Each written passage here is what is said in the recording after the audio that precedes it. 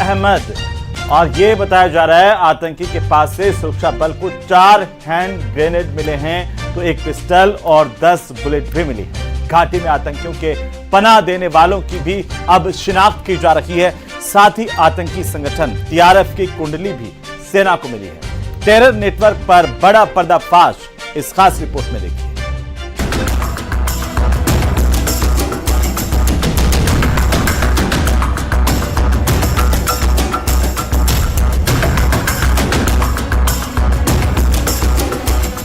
हाफिज मोहम्मद सईद और terror professor. यह आतंकी आका भारत का दुश्मन नंबर 1 है। पाकिस्तान में खुल्लम खुल्ला जहर बुझे भाषण बांटने वाला हाफिज सईद लाहौर की मस्जिद में बैठकर खूनी फरमान सुनाता है। हाफिज सईद ने 26/11 जैसा टेरर अटैक को अंजाम देकर पूरी दुनिया को दहला दिया था, लेकिन हाफिज के बनाए और फैलाए आतंकी संगठन लश्कर तैयबा की कुंडली जैसे जैसे खुलती गई, इस आतंकी सरगना ने नए नाम से टेरर गुटों का नेटवर्क खड़ा कर लिया।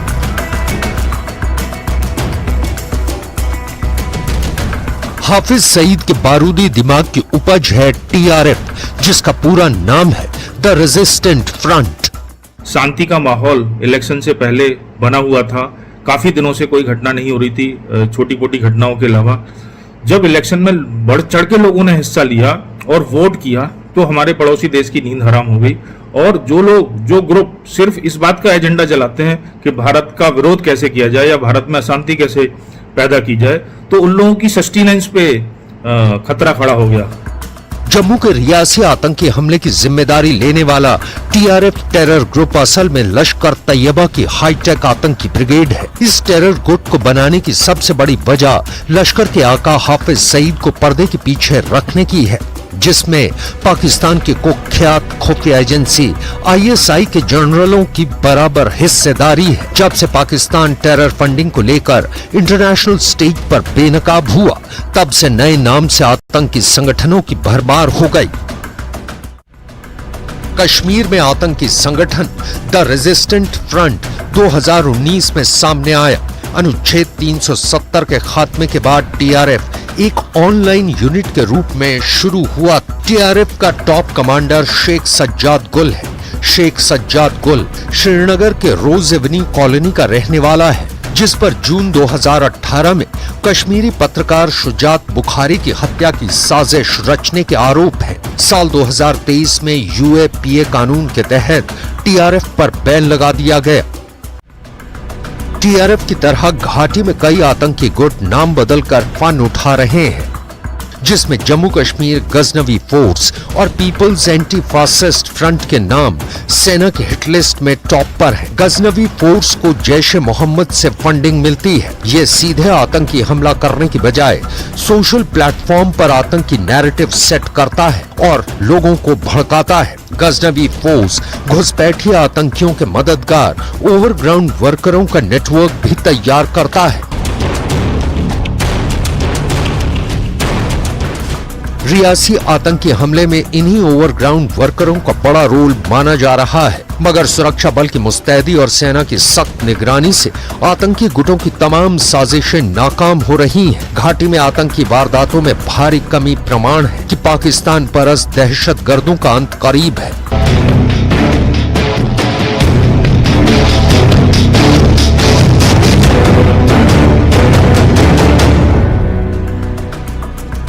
जम्मू कश्मीर में साल 2018 में 228 आतंकी वारदात अंजाम दी गई थी, जबकि 2023 में सिर्फ 44 आतंकी हमले हुए। साल 2028 में सुरक्षा बल और आतंकियों के बीच जहां 118 एनकाउंटर हुए थे, वहीं 2023 में सिर्फ 48 मुठभेड़ हुई। 2018 में आतंकी हमले में जहां 55 लोगों की मौत हुई थी, वहीं 2023 में ये आंकड़ा सिर्फ 13 तक सिमट गया। घाटी में पत्थरबाजी और आए दिन होने वाले बंद अनुच्छेद 370 के खात्मे के साथ ही समाप्त हो गए। घाटी में लौटा यही अमन सुकून पाकिस्तान में बैठे आतंकी आकाओं को रास नहीं आ रहा। हाल ही में हुए लोकसभा चुनाव में हुई बम्पर वोटिंग ने भी पाकिस्तानी सेना और उसके पालतू आतंकियों के लिए जोर का झटका साबित हुआ। जम्मू कश्मीर की शांति और खुशहाली आतंकियों के अंत की शुरुआत है। जाहिर है ऐसे में आतंकी आकाओं की फड़फड़ाहट बढ़ गई है, लेकिन भारत में घुसपैठ करने वाले हर आतंकी की जगह पहले ही तय कर दी गई है, वो है जहन्नुम। जम्मू के जंगलों में छिपकर बैठे आतंकियों का डेथ वारंट रिलीज हो चुका है। सेना से सामना होते ही दहशतगर्दों को दफन कर दिया जाएगा।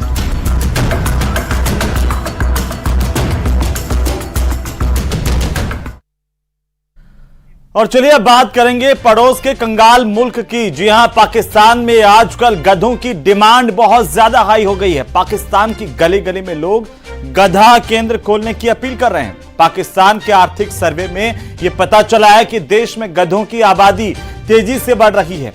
एक साल में पाकिस्तान में 1 लाख गधों की संख्या बढ़ गई है। पाकिस्तान में गधों की तादाद में लगातार ये बढ़ोतरी हो रही है। ये चौंकाने वाली रिपोर्ट आप पाकिस्तान को लेकर के, पड़ोसी कंगाल मुल्क को लेकर के देखिए।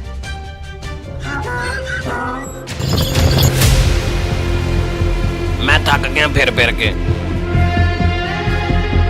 मेरी जगह ते तू हुंदा ना ते फिर मैं तेनू पुछदा कि कैसा महसूस हो रहा।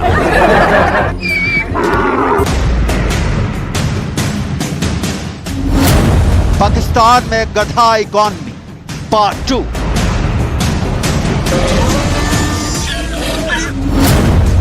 गधा भरोसे पाकिस्तान। पाकिस्तान में गधों की तादाद में इजाफा जारी।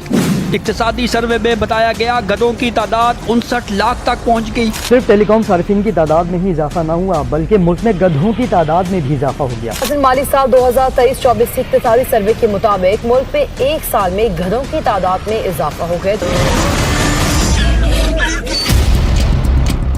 इंडस्ट्री नहीं, टेक्नोलॉजी नहीं, खेत खलिहान फसल नहीं, सेवा सेक्टर नहीं, ट्रेड नहीं, शिक्षा नहीं, आयात निर्यात भी नहीं, पाकिस्तान गधों के भरोसे चलता है। नहीं, ये व्यंग नहीं है किसी सियासतदान पर, किसी हुक्मरान पर कटाक्ष नहीं है। ये पड़ोसी देश पाकिस्तान का सबसे बड़ा सच है। गधा ही पाकिस्तान की अर्थव्यवस्था का आधार है। गधे की पीठ पर ही 24 करोड़ की आबादी के मुंह में निवाला डालने की जिम्मेदारी है। लाहौर में गधों की तादाद में रोज बरोज इजाफा होने लगा है। महकमा लाइव स्टॉक पंजाब के मुताबिक पाकिस्तान दुनिया में गधों की तादाद के हवाले से तीसरा बड़ा मुल्क बन चुका है। गधों को बीमारी से महफूज रखने के लिए पंजाब हुकूमत ने अलग से डोंकी अस्पताल भी बना दिया है। पाकिस्तान की इस डोंकी इकोनॉमी की डिटेल बहुत अजूबा है, नायाब है। आप सुनेंगे तो हंसेंगे भी और पड़ोसी हैं तो उसके प्रति पीड़ा भी महसूस करेंगे। पाकिस्तान में बजट से पहले वहां आर्थिक सर्वे पेश किया गया है। इस सर्वे में बड़े चौंकाने वाले आंकड़े सामने आए हैं। पाकिस्तान के टेलीविजन चैनलों पर इन आंकड़ों पर विचार विमर्श चल रहा है। एक से एक एक्सपर्ट इस पर अपनी बेबाक राय पेश कर रहे हैं। आप भी सुनिए।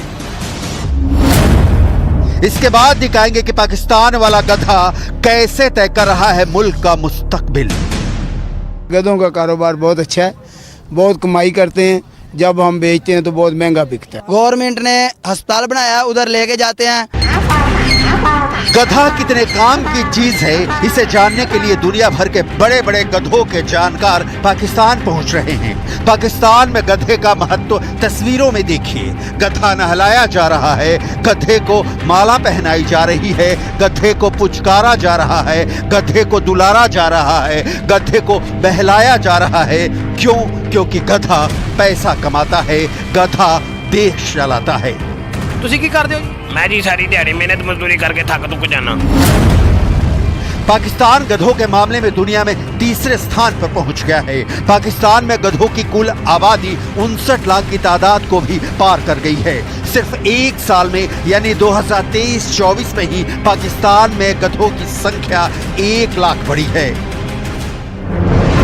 पाकिस्तान के हालात बहुत बुरे हैं। आर्मी, आतंक और हुक्मरानों के जहरीले गठजोड़ ने देश को रसातल में पहुंचा दिया है। विकास के जितने भी मापदंड हैं, पाकिस्तान उन पर औंधे मुंह गिरा दिखता है। यही नहीं, भविष्य में भी पाकिस्तान के भाग्य संवरने के कोई लक्षण नहीं दिखते। ये हम नहीं कह रहे हैं, पाकिस्तान ने ही इसकी पुष्टि के लिए डॉक्यूमेंट पेश किए हैं। पाकिस्तान वित्तीय वर्ष 2023-24 के लिए ग्रोथ रेट टारगेट हासिल करने से चूक गया है। पाकिस्तान ने 3.5% के लक्ष्य के मुकाबले 2.38% जीडीपी वृद्धि हासिल की है, जिसका मुख्य कारण उद्योगों और सेवा क्षेत्रों का खराब प्रदर्शन था।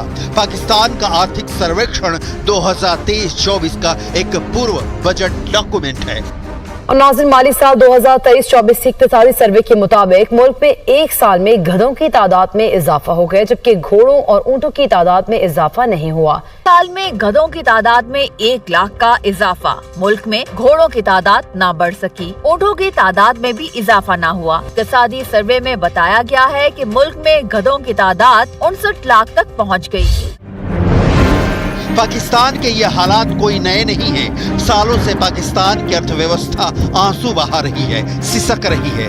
दुनिया का शायद ही ऐसा कोई वित्तीय संस्थान बचा हो जहां से पाकिस्तान ने कर्ज ना लिया हो। कर्ज का अब आलम है कि उनका सूद चुकाने तक का मुल्क के पास पैसा नहीं है, लिहाजा अब नया कर्ज मिलने का आसार भी कम दिख रहा है। लेकिन इस गिरी पड़ी अर्थव्यवस्था में आशा का दीपक बनकर गधे रोशन हुए हैं। आर्थिक सर्वेक्षण ही बता रहा है कि 2023-24 में पाकिस्तान में गधों की आबादी 1.72% बढ़कर 5.9 मिलियन यानी 59 लाख तक पहुंच गई है। आंकड़ों से पता चलता है कि बोझ ढोने वाले गधों की आबादी 2019-20 में 55 लाख, 2020-21 में 56 लाख, 2021-22 में 57 लाख, 2022-23 में 58 लाख थी, जबकि 2023-24 में ये बढ़कर 59 लाख हो गई। हालांकि गधे के करीबी रिश्तेदार घोड़े और खच्चर इतने भाग्यशाली नहीं रहे और पिछले 5 वर्षों से उनकी संख्या में कोई बदलाव नहीं आया है। घोड़ों की संख्या 4 लाख है और खच्चरों की संख्या सिर्फ 2 लाख। इस साल मुल्क में गधों की तादाद 58 लाख थी और साल 2021-22 में गधों की तादाद 57 लाख थी। इक्तिसादी सर्वे के मुताबिक 2 साल में गधों की तादाद में 2 लाख का इजाफा रिकॉर्ड किया गया। पाकिस्तान के गधे बड़े काम के हैं, सिर्फ पाकिस्तान के लिए ही नहीं, चीन के लिए भी। लिहाजा पाकिस्तान का गधा शास्त्र की ABCD आपको भी जरूर जाननी चाहिए। गधे कई पाकिस्तानियों के लिए बेहद महत्वपूर्ण हैं, खासकर उन लोगों के लिए जो ग्रामीण इलाकों में रहते हैं, जहां ग्रामीण अर्थव्यवस्था इन जानवरों के साथ घनिष्ठ रूप से जुड़ी हुई है। अब सवाल है कि पाकिस्तान के गधे अपनी पीठ पर कैसे मुल्क को खींच रहे हैं। पाकिस्तान गधों को लेकर बहुत संजीदा है। गधों की बढ़ती आबादी इसका सबूत है कि गधों की देखभाल करने में कोई कोताही नहीं बरती जाती। गधों के लिए पाकिस्तान के वेटनरी विभागों में भी विशेष व्यवस्था रहती है। इनके लिए स्पेशल डॉक्टर रखे जाते हैं। अब सवाल है कि पाकिस्तान गधों को इतने प्यार और जतन से क्यों पालता है। इसका जवाब है पैसा। गधा चीन से पैसा लाता है। दूसरा सवाल ये कि पाकिस्तान से गधा क्यों खरीदता है चीन। दुनिया के दूसरे हिस्सों में गधों का कोई खास महत्व नहीं है, लेकिन चीन में गधों को मूल्यवान संपत्ति माना जाता है। चीन में गधे की खाल और उससे बने उत्पादों की मांग बहुत ज्यादा है, लेकिन चीनी गधे बाजार की मांग को पूरा करने में विफल हैं। यही वजह है कि चीन को अफ्रीका और पाकिस्तान जैसे दूसरे क्षेत्रों से गधे आयात करने की जरूरत पड़ती है। चीन में गधे की खाल का इस्तेमाल एनीमिया, प्रजनन संबंधी समस्याएं और अनिद्रा का उपचार करने के लिए किया जाता है। गधे की खाल से हासिल प्राथमिक उत्पाद को इजाओ कहा जाता है, जो एक पारंपरिक दवा है जिसका उपयोग चीन में हजारों सालों से किया जाता रहा है। पहले ये चीनी शाही वर्ग के लिए आरक्षित थी, लेकिन अब इसकी मांग मध्यम वर्ग तक पहुंच गई है। हालांकि इन दावों का कोई वैज्ञानिक प्रमाण नहीं है। यही नहीं, चीनी कारखाने गधे की खाल का उपयोग करके सौंदर्य उत्पाद बनाकर लाखों डॉलर कमाते हैं। गधे की खाल के आसान आयात की सुविधा के लिए सरकार ने आयात कर को 5% से घटाकर 2% कर दिया है। इक्तिसादी सर्वे के मुताबिक 2 साल में गधों की तादाद में 2 लाख का इजाफा रिकॉर्ड किया गया। 1 साल में घोड़ों की तादाद में इजाफा नहीं हुआ। मुल्क में घोड़ों की तादाद 4 लाख रिकॉर्ड की गई। इक्तिसादी सर्वे के मुताबिक एक साल में ऊँटों की तादाद भी नहीं बढ़ सकी, जबकि एक साल में बकरियों और बकरों की तादाद में 2 करोड़ 2 लाख का इजाफा हुआ। भेड़ों की तादाद में एक साल में 40 लाख का इजाफा रिकॉर्ड किया गया। पाकिस्तान चीन को अपना दोस्त मानता है और दोस्त अगर पैसे वाला हो तो दोस्ती गहरी और प्रगाढ़ मानी जाती है। चीन पाकिस्तान के बीच गधा यही करता है। पाकिस्तान से गधे चीन भेजे जाते हैं और चीन से गधा पैसा पाकिस्तान लाता है। पैसों के इसी प्रवाह को डोंकी इकोनॉमी कहा जाता है, जिसके लिए पाकिस्तान में गधा पालना फैशन बनता जा रहा है। ग्रामीण लोगों से अब शहरों तक में गधे शौक से पाले जा रहे हैं, क्योंकि गधा पाकिस्तान का कमाऊ पूत बन गया है।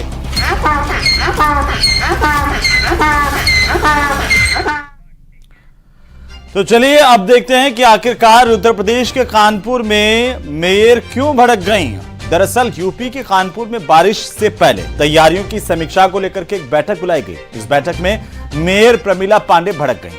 उन्होंने एक इंजीनियर की फाइल उठा करके फेंक दी और इस खबर के मुताबिक मेयर प्रमिला पांडे ने इंजीनियर से शहर के नालों की सफाई पर रिपोर्ट मांगी, लेकिन जैसे ही इंजीनियर ने रिपोर्ट मेयर के सामने मेज पर रखी, वो बुरी तरह से चिल्ला उठी। उनके हाव भाव देखकर ऐसा लगा जैसे वो कुर्सी से उठकर उस इंजीनियर पर टूट पड़ेंगी। हालांकि इंजीनियर के साथ ऐसा कुछ नहीं हुआ, लेकिन उनका गुस्सा सामने रखी फाइल पर उतर गया। नालों की सफाई पर दी गई रिपोर्ट की फाइल मेयर प्रमिला पांडे ने उठाकर फेंक दी।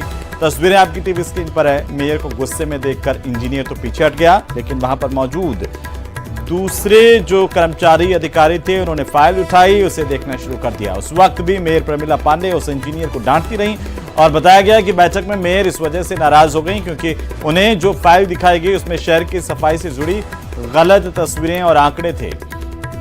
दरअसल मेयर ने बैठक बारिश से पहले शहर में नालों की सफाई और पानी ना जमा होने देने की तैयारियों को लेकर के बुलाई थी, लेकिन जब तैयारियां मुकम्मल नहीं हुई तो मेयर भड़क गई।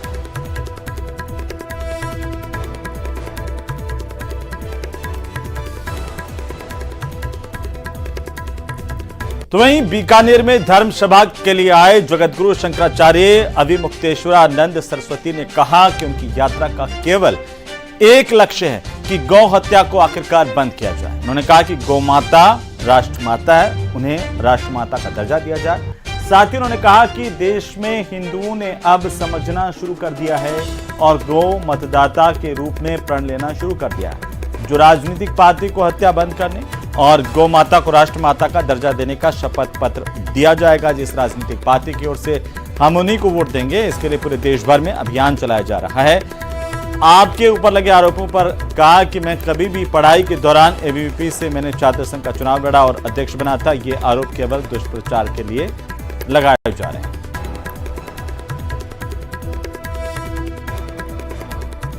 मानते हैं लेकिन भगवान को पहले थाली नहीं निकालते। हम गुरु को बहुत मानते हैं लेकिन उसका भी पहली रोटी नहीं निकालते। पहली रोटी गाय की निकलती है। इसका मतलब है कि हमारे लिए सर्वप्रथम गाय है। इसलिए गौ हत्या बंद करना और गौ माता को पशु की सूची से हटा करके राष्ट्र माता के रूप में प्रतिष्ठित करना, ये इस समय की हम लोगों की जिम्मेदारी है। तो वहीं प्रदेश के भजनलाल सरकार ने एक और बड़ा फैसला किया है। भजनलाल सरकार गहलोत राज में बने 17 नए जिलों और 3 नए संभागों का रिव्यू करवाएगी। नए जिलों के रिव्यू के लिए उप मुख्यमंत्री प्रेमचंद बैरवा के संयोजन में एक कैबिनेट सब कमेटी बनाई गई है। इस कैबिनेट सब कमेटी में उद्योग मंत्री राज्यवर्धन सिंह राठौड़, पीएचईडी के मंत्री कन्हैयालाल चौधरी, राजस्व मंत्री हेमंत मीना और जल संसाधन मंत्री सुरेश सिंह रावत को सदस्य बनाया गया है। मंत्रियों की यह कमेटी गहलोत राज में बनाए गए नए जिलों और संभागों का रिव्यू करेगी। तो भजनलाल सरकार का यह बड़ा फैसला, गहलोत सरकार में 17 नए जिले बनाए गए थे, 3 नए संभागों का गठन किया गया था। इनकी समीक्षा करने का फैसला सरकार की तरफ से किया गया है और एक मंत्रिमंडलीय कमेटी का गठन किया गया है। कैबिनेट सब कमेटी ये बनाई गई है। ये कमेटी समीक्षा करेगी, अपनी रिकमेंडेशंस राज्य सरकार को देगी और इसके आधार पर सरकार आगे की कार्रवाई करेगी। ये बड़ी और अहम जानकारी। तो वहीं कथावाचक पंडित प्रदीप मिश्रा विवादों में घिर गए हैं। यहां पर श्री राधा रानी पर की गई एक टिप्पणी से मथुरा में संत नाराज हो गए प्रदीप मिश्रा से। देश के दो बड़े संत आमने सामने हैं राधा रानी पर। आखिरकार कैसे ये पूरा का पूरा विवाद छिड़ा हुआ है, इस खास रिपोर्ट में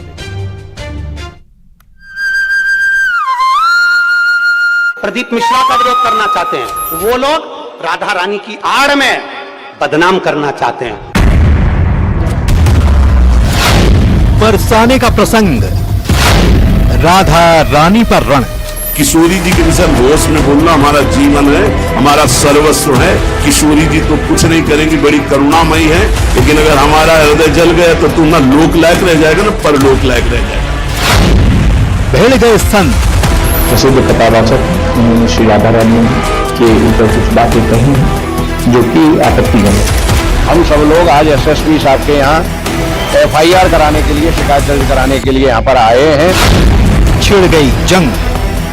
पंडित प्रदीप मिश्रा और प्रेमानंद जी महाराज देश के दो बड़े संत, जिनकी वाणी हर रोज लाखों लोग सुनते हैं, इनसे धर्म के मार्ग पर चलना सीखते हैं। लेकिन ये दोनों खुद आमने सामने हैं।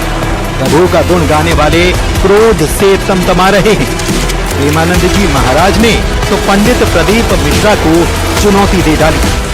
वृंदावनाधिकारिणी जयति, तो तुझे नर्क से कोई नहीं बचा सकता। चार लोगों को रिझाकर भागवताचार्य बन करके तू प्रभु के प्रति बोले, एक बोला था द्वारिकाधीश के प्रति। अरे तुझे शर्म आनी चाहिए। जिसका जस गा करके जीता है, जिसका जस खाकर खाता है, जिसके जस गा करके तेरे को नमस्कार और प्रणाम मिलता है, उसकी मर्यादा को तू नहीं जानता। किस बात का माइक में बैठ करके प्रवचन करता जब तुझे ब्रह्म तत्व का बोध नहीं। प्रेमानंद जी महाराज का यह गुस्सा पंडित प्रदीप मिश्रा के एक बयान पर है। एक कथा के दौरान पंडित प्रदीप मिश्रा ने कहा था कि भगवान कृष्ण की रानियों में राधा जी का नाम नहीं है और राधा के पति में कृष्ण का नाम नहीं है। पंडित प्रदीप मिश्रा ने राधा रानी के जन्म स्थान पर भी टिप्पणी की और कहा कि राधा रानी बरसाने की नहीं। इस बात से प्रेमानंद जी महाराज का गुस्सा भड़क उठा। कहते हैं कि बरसाने में नहीं, कभी सामना पड़ा नहीं संतों से, वही चार को घेर कर पैर पुजवाता रहा, इसलिए जानता है तो बहुत बड़ा भागवत प्रवक्ता है। श्री जी को कुछ जान जाएगा। प्यारोढ़ क्षमते न अच्छी सुखादे नाम तो ध्यानगम, जो भगवान शंकर और ब्रह्मा सुखादि के भी ध्यान में नहीं आने वाली है, वो हमारी लाडली जो है। और रही बरसाने की बात, श्री जी बरसाने में है कि नहीं, तो अभी कितने ग्रंथों का स्वाध्याय किया है। ये 4 श्लोक पढ़ लिए, भागवत प्रवक्ता बन गए। जो मन आया सो नरक जाओगे। ध्यान रखना, वृंदावन की भूमि से गरज कर कह रहा हूं।